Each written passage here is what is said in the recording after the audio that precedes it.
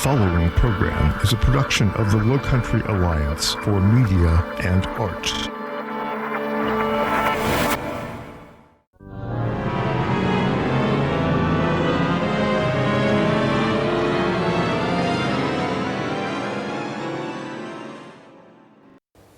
Okay, welcome to the world of strings. That's my world. I'm Roger Bellow, and I play a number of string instruments.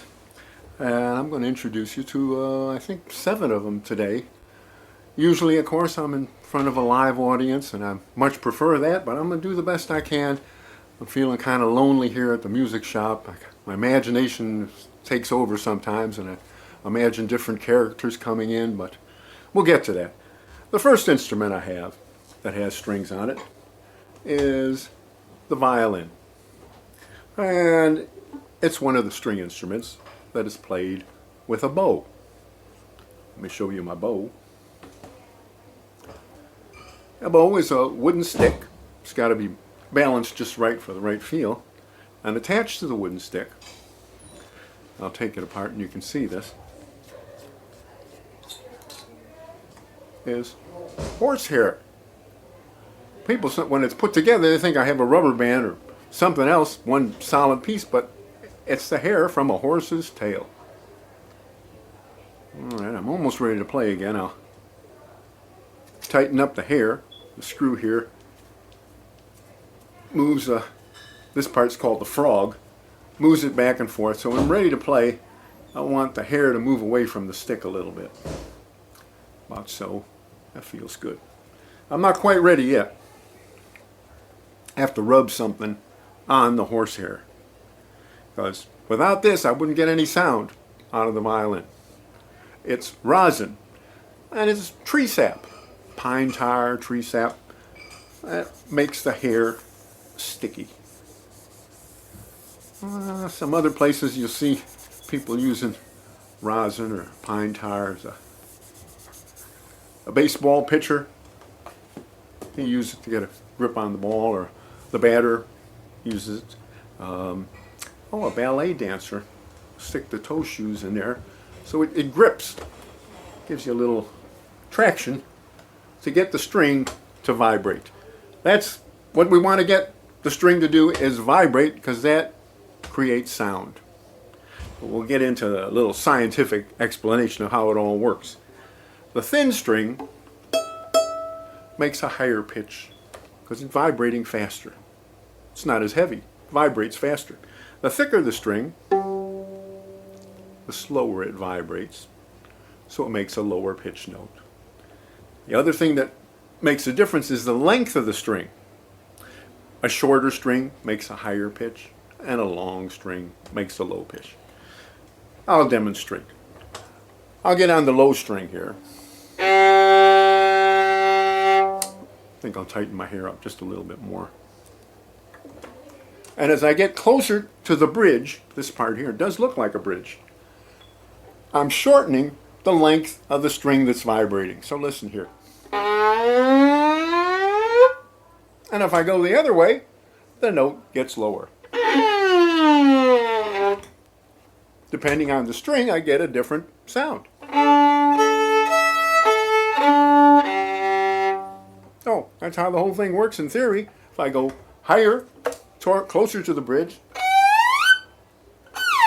lower, lower. Here's the hard part, finding where to put your fingers and get the bow coordinated in the right way. You notice that the bridge has a curve to it, an angle. So if I change the angle of the bow, I get a different string. All right, I think I'll fiddle around a little bit to start out.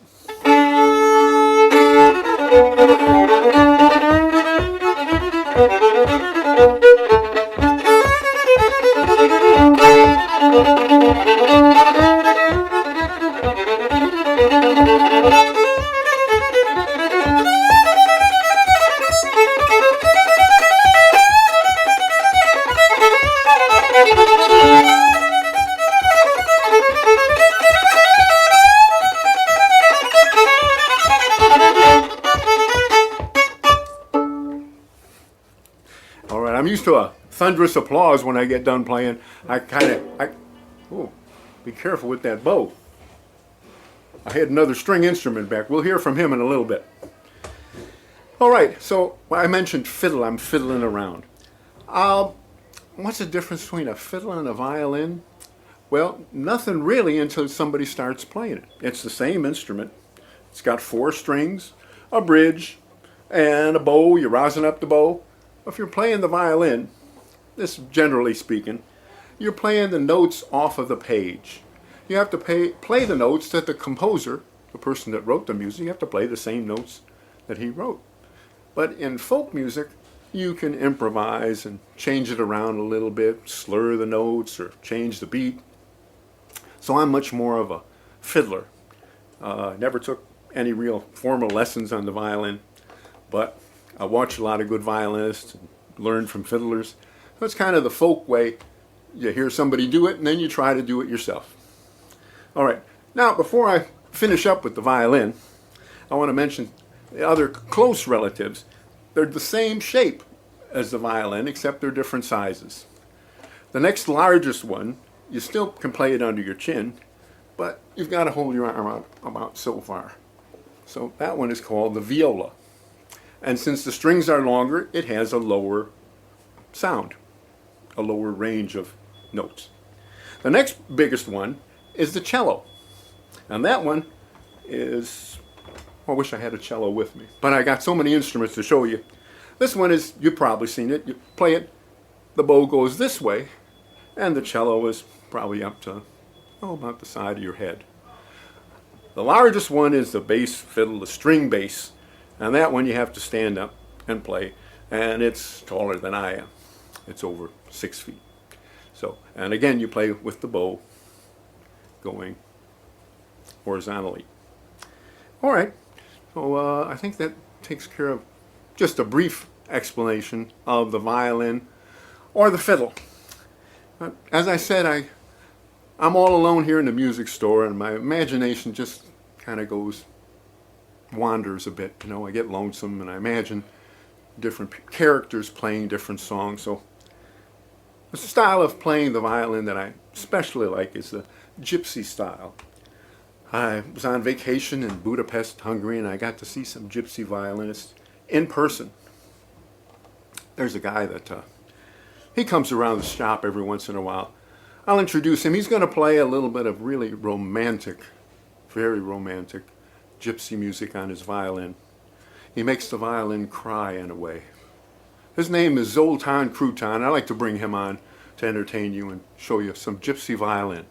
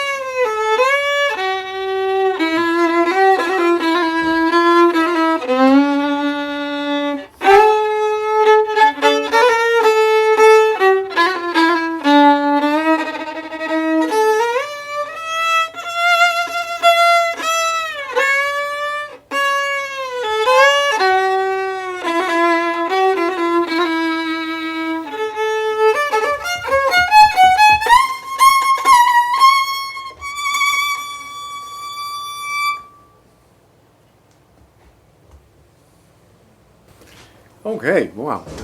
Zoltan's wild and crazy. Got another stringed instrument for you here. This one is the mandolin. Okay. It's a relative, of course, of the violin that we just saw.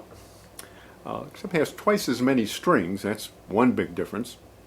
But it's tuned the same way. In other words, the notes are the same. If I hit the first string here, second string, third, fourth. So it's tuned the same way. There's a big difference. I don't use a bow, of course, and it doubles the strings. So I have two of each note. I've got two G's, two D, two A's, and two E's. So double the strings, you get more volume. It's also good, I'm playing it with a pick instead of the bow, just a flat, made out of plastic. And I can strum the strings to get them to vibrate. Another similarity, there's the bridge, goes over the bridge. Same idea, the closer I get to the bridge, the higher the notes get.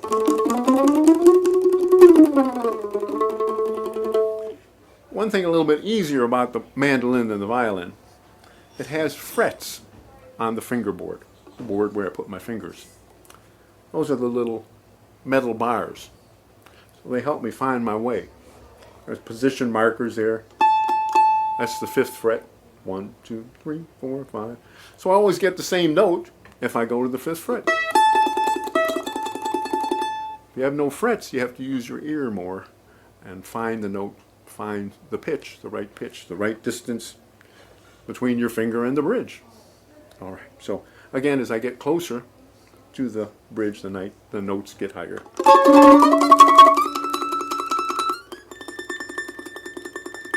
Very, very sweet sound. Now, mandolins can come in a lot of different shapes, but if you see an instrument tuned like a violin with a G, D, A, E, double strings, the old Italian ones, that's where they first made mandolins. A lot of people think of mandolin. A mandolin, they think of Italian things, pizza and spaghetti and gondolas going down the canal. Well, I digress as usual. So the mandolin is used in country music. That's how I first found out about it, country and bluegrass music. And just like I played a fiddle tune on the fiddle, I can play one on the mandolin. It suits it real well. I think I'll do one called the Flop-Eared Mule.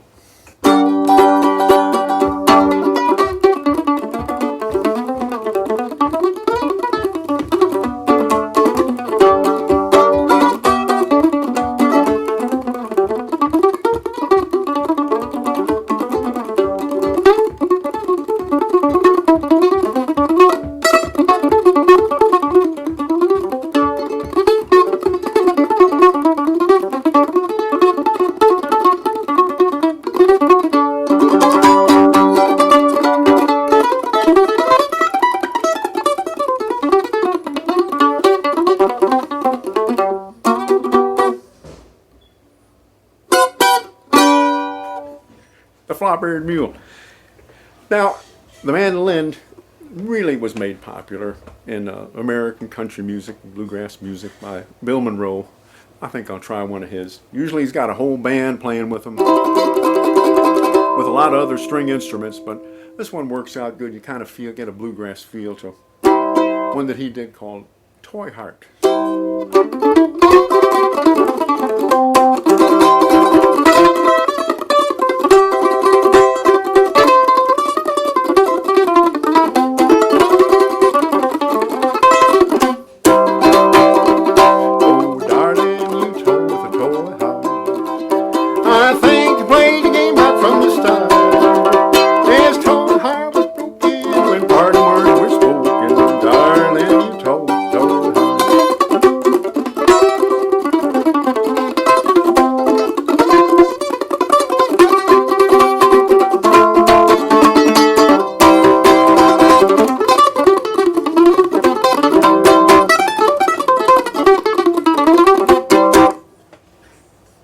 Thank you very much. Always expecting the big applause. It's funny doing a video. I get lonesome here, town and country music, you know. My mind just wanders. I think about, you know, people I've seen, and different images come to mind. I think it happens to a lot of people. They hear a song and it brings a thought to mind. It lets your mind wander. When I play the mandolin, I sometimes remember a brief time I worked at an Italian restaurant, and I'd stroll around and play the mandolin and play a lovely Italian music, and I'd use a technique called the tremolo, right? Lovely fluttery technique. But really, I've got a friend, Luigi, what's his name? Oh, Luigi Stromboli is going to come in, and he can really demonstrate the Italian way of playing the mandolin with the tremolo. He's going to do one of the Italian classics, O Sole Mio. And then I think he'll do Tarantella as a little livelier dance number. Always good to see Luigi. I'd like to introduce him right now. Here he is, the one and only Luigi Stromboli. Here we go.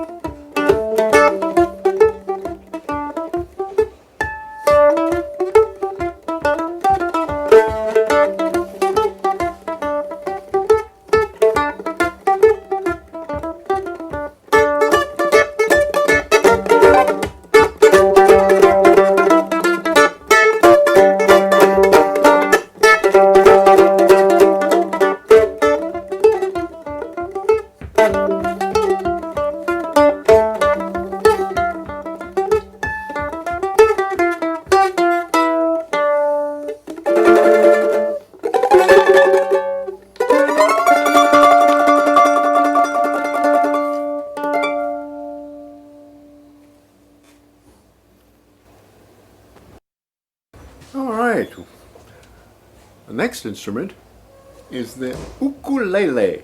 U-K-U-L-E-L-E.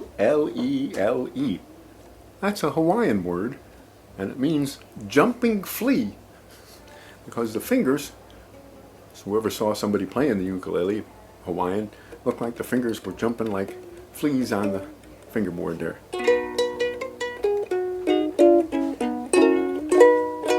Of course, everybody associates the ukulele with Hawaii. Didn't get to the Hawaiian Islands till I think in the 1880s at some time. There were some Portuguese people, ranchers, helping with a cattle ranching in Hawaii, and they brought a instrument similar to the ukulele there, and then the Hawaiians just adapted it. It's now like the Hawaiian instrument. Now it has 4 strings, tiny little instrument. It comes in different sizes too. This is the smallest ukulele size, and it has 4 strings. They're made out of nylon, usually don't use a pick, you just strum with your fingers.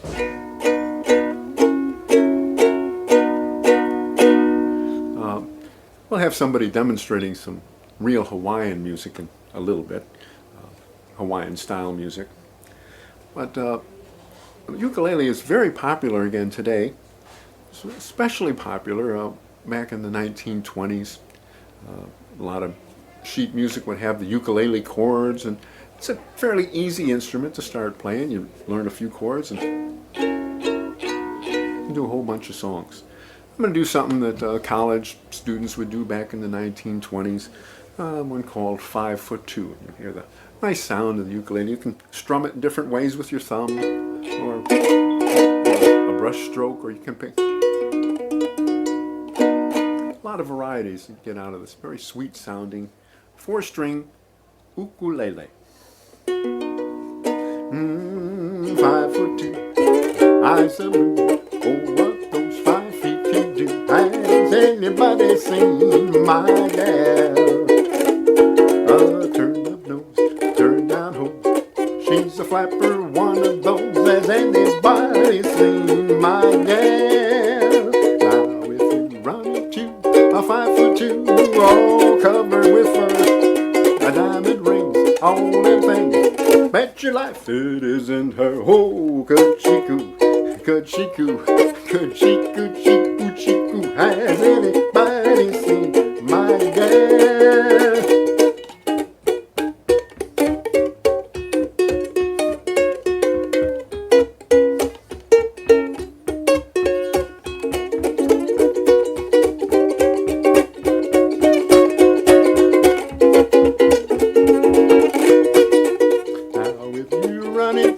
A 5'2", all covered with fur, diamond ring, all in plains. Bet your life it isn't her. Oh, could she coo, could she woo, could she coo, she coo, she coo. Has anybody seen my gal?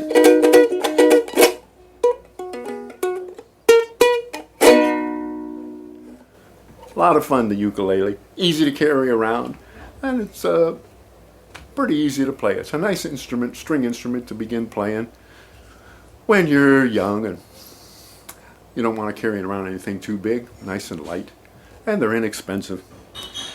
Real Hawaiian ukuleles sometimes are in a little different shape. They're even the shape looks like a pineapple. Makes sense. Pineapples grow in the Hawaiian Islands, and they're made out of a wood that grows in Hawaii, koa wood. Koa, and the real Hawaiian ones, the ones that have that real hollow kind of nice Hawaiian sound, are made of koa wood. I've got a buddy. He can demonstrate the real Hawaiian. He hangs out at the beach on Waikiki, and well, you'll see him. He's got a real Hawaiian ukulele, and he'll do one about the hula, lovely hula hands. He's a character, but he's a good entertainer. I want to introduce Honolulu Lou, up next here on The World of Strings. Beyond the reef, where the sea is dark and cold, my love has gone, and my life is cold. There'll be no tears, there'll be no regretting. Will she remember me? Will she forget?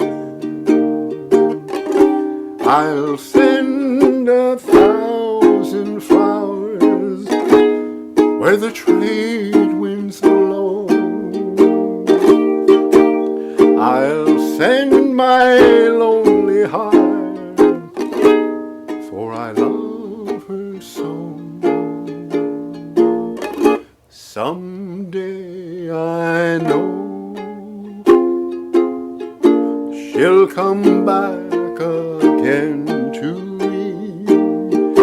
Till then my heart will be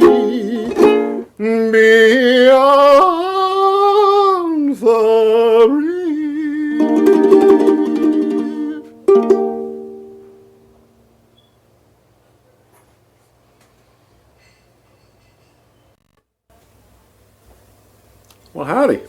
I'm back with my banjo. I'm sure you recognize that.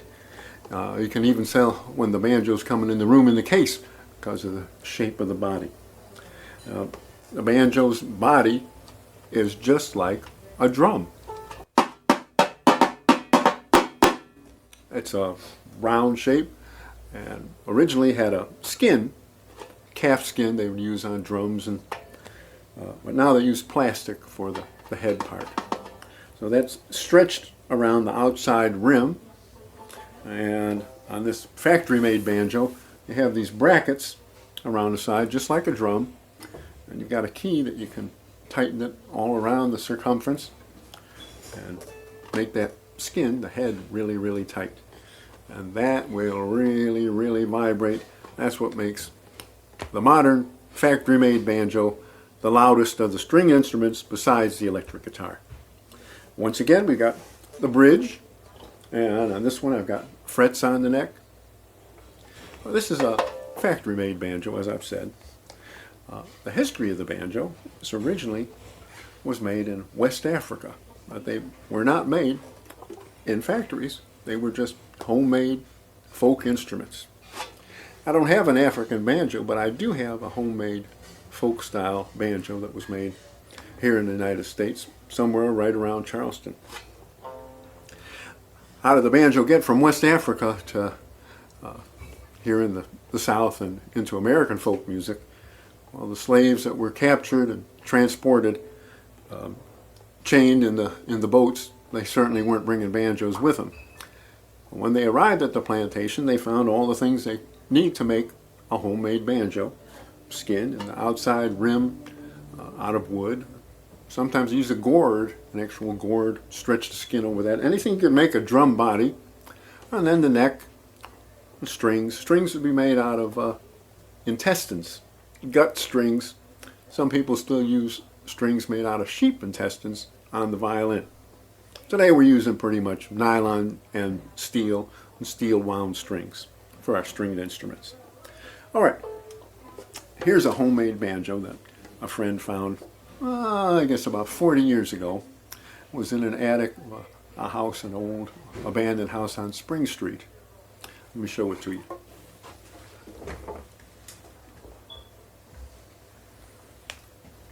All right, I wish I could get it all fixed up, because I can kind of hear what it might sound like. But here, just as I said, this is skin. I was out in the country showing this to somebody. He says, well, they thought that might be the skin from a squirrel. But you'd have the bridge sitting on top and the strings going over. And here, look, there's no frets in the neck. It's just, you have to find your way, just like you did on the violin, by using your ear. The homemade whittled out pegs. And you see it's got an extra peg up here for the fifth string. We'll talk about that in just a little bit. But this is really quite an artifact. Who knows how far back it goes, but I did see something similar to this in the Charleston Museum. All right, talking about homemade banjos. Here's something that's like a summer camp project. The body of this one is a cookie tin. So we don't have any skin vibrating, but here's the bridge, and use these nylon fishing cord kind of stuff. This one you had to wind something around the core to make it a little thicker, a thicker string for the low note. Whoops, I got out of my slot on the bridge here. Alright, so no frets on the old homemade banjos, and this wouldn't sound much too similar to what a homemade banjo back on the plantation sounded like. It sounded kind of a thumpier, but I'll try to play it with no picks and try to get something out of it.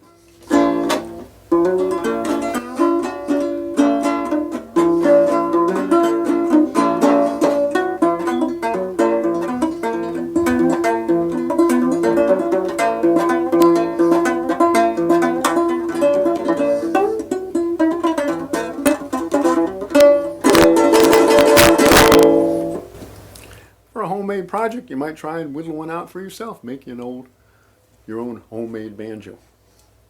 All right, let me get back to my factory-made banjo.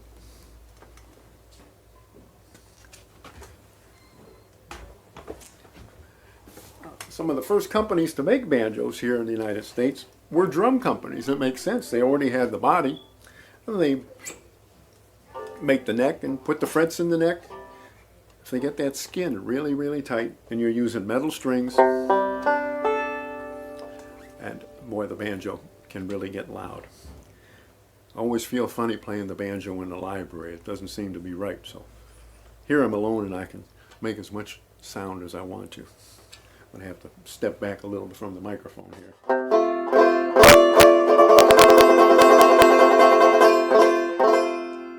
So the banjo was especially well suited for New Orleans style jazz music, and I'll do probably the most famous of all those. If I was with a crowd at the library, I'd call a volunteer up to help me strum the banjo while I was doing the Saints Go Marching In. But just to show you how loud the banjo gets, it's playing along in a band like that with a trumpet, clarinet, trombone, tuba. So with all those loud brass instruments, you've got to be loud on the banjo. Oh, when the Saints go marching in. Oh, when the Saints go marching in.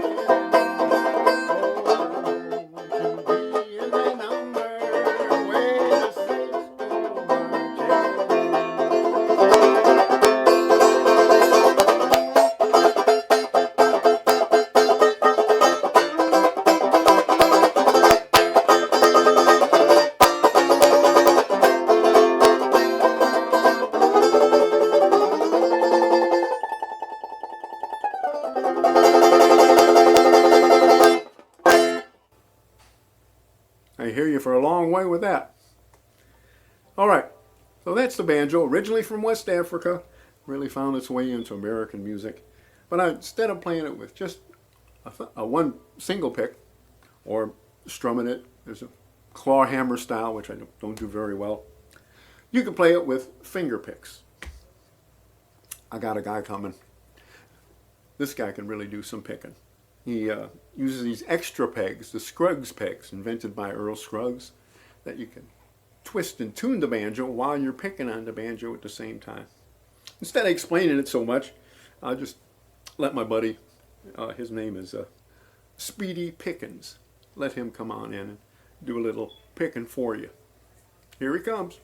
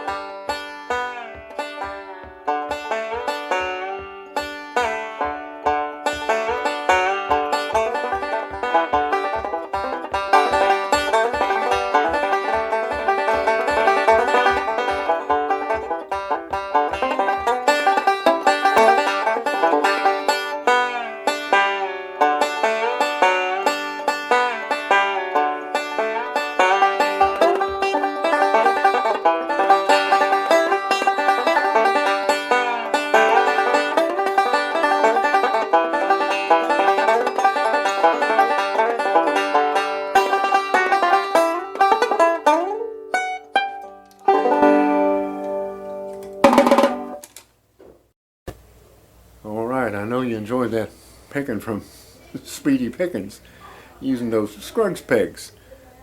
Earl Scruggs, great banjo picker. I first saw him when I was 13 years old, and it really changed my life. I wanted to be a banjo picker before that, but I was sure of it after I heard Earl Scruggs do some picking. Well, this instrument I've got now, it's a string instrument, and it's a guitar of sorts. It has 6 strings and can be tuned in the same tuning as a guitar. It's got frets in the neck, and you play it with a pick. You could play it with the finger picks too, like I was just playing the banjo. What's different about it? It has a resonator in the body. No electricity used, but behind this metal plate, there's a speaker. It's a cone, and it's spun out of aluminum. So instead of the wood doing the vibrating, or the skin doing the vibrating. It's this resonator, aluminum cone, that's doing the resonating and picking up the vibrations and bringing them to your eardrum. So the purpose of putting the speaker in there is to make the notes last longer, get more of a sustain. You get some pretty good volume, but it also makes the note last a long time. Sometimes these guitars were made completely out of metal, kind of heavy, but they're pretty much indestructible. A really, really nice sustained sound to that. People that like to use them are blues players a lot, and we'll get a blues guy to really demonstrate in a little bit, but I'll do a little bit of blues picking. The other thing you can do with this, another string instrument, is bend the string to make it more of a whiny sound.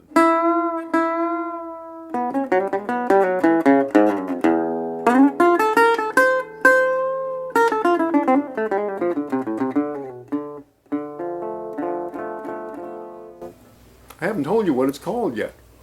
It's called a Dobro, D-O-B-R-O. The brothers that invented it, one came up with the idea, were the Dopiera brothers.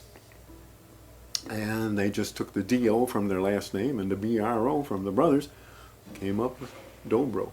Started a factory out in California about 1926. And they're a pretty popular guitar. You still see them today.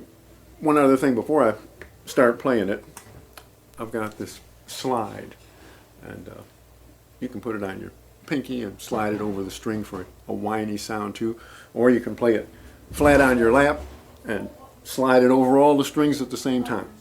But let me play my blues number, the St. James Infirmary.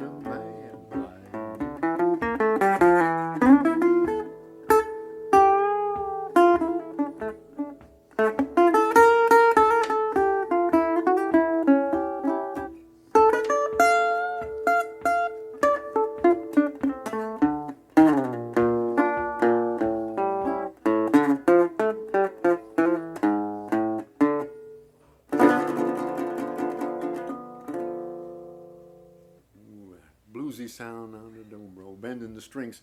Let me give you a little bit of a sound of the slide now, just a tiny bit.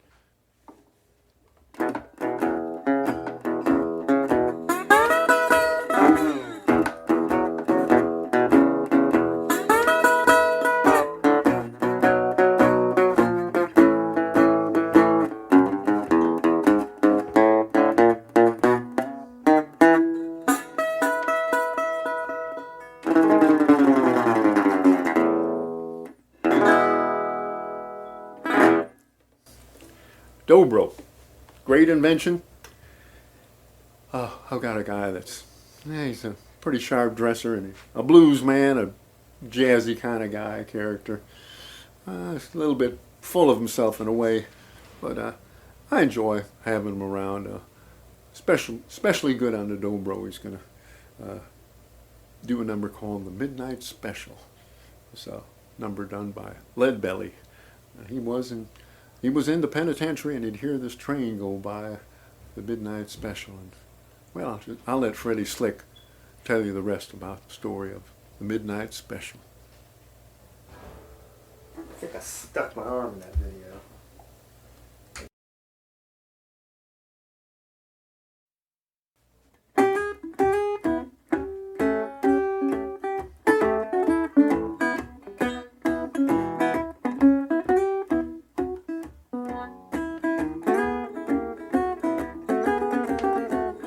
Let the midnight special shine its light on me.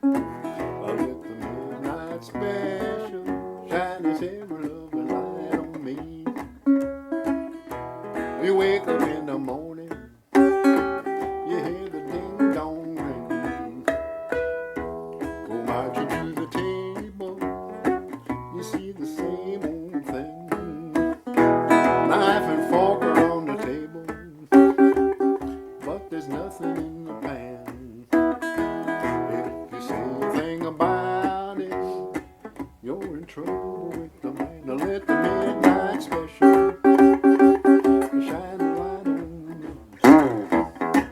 I let the midnight special shine its ever-loving light on.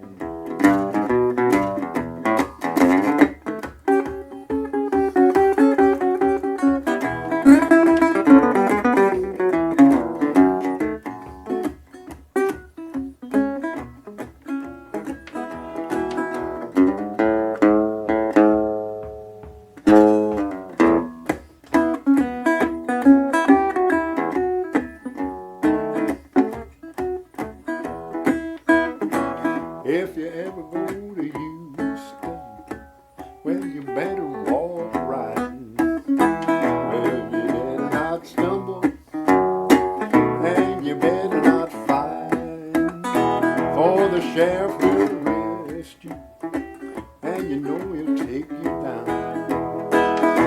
You bet your bottom dollar, your penitentiary bound. Let the midnight special shine a light on me. I'll let the midnight special shine its ever-loving light on me. I'll let the midnight special shine a light on me. I'll let the midnight special shine its ever-loving light on me.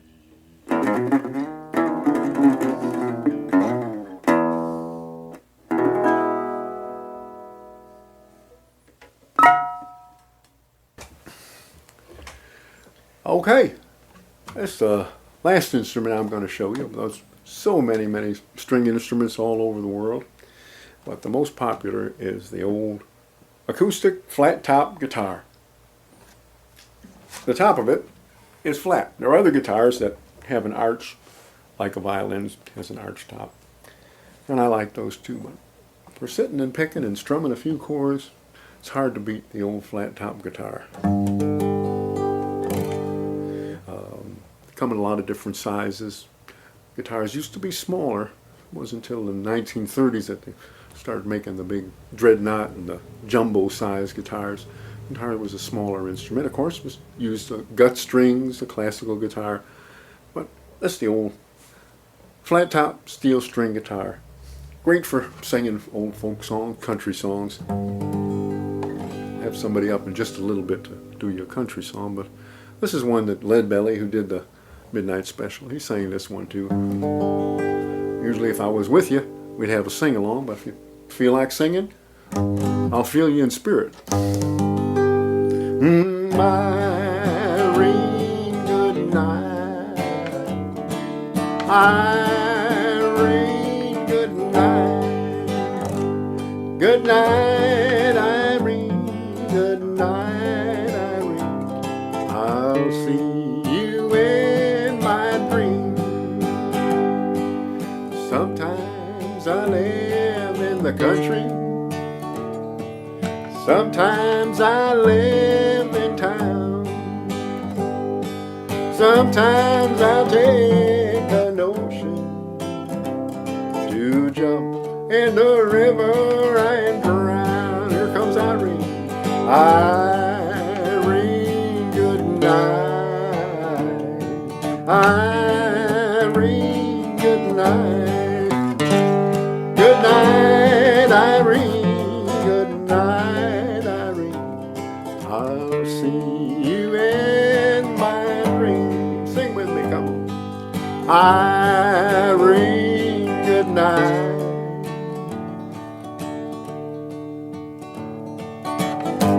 I can hear him. Good night, Irene. Good night, Irene. I'll see you in my dreams.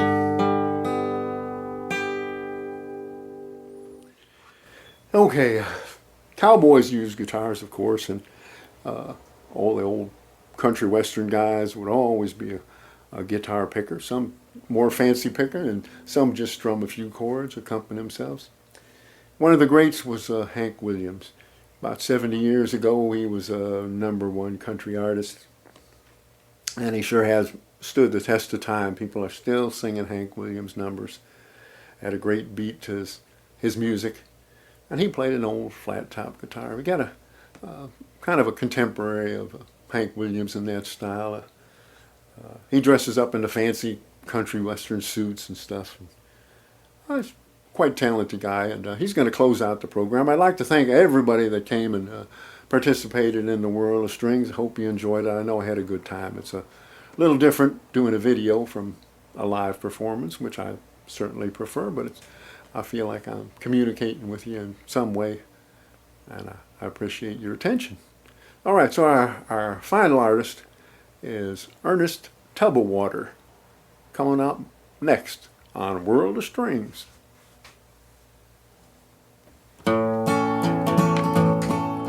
Hey, you good looking, what you got cooking? How's about cooking something up with me? Hey, sweet baby, don't you think maybe we'll find us a brand new recipe? I got a hot rod Ford and a $2 bill. I got a spot over the hill. There's soda hop and dancing free. If you wanna have fun, come along with me. Hey, hey, good looking, what you got a cooking? How's about cooking something up with me?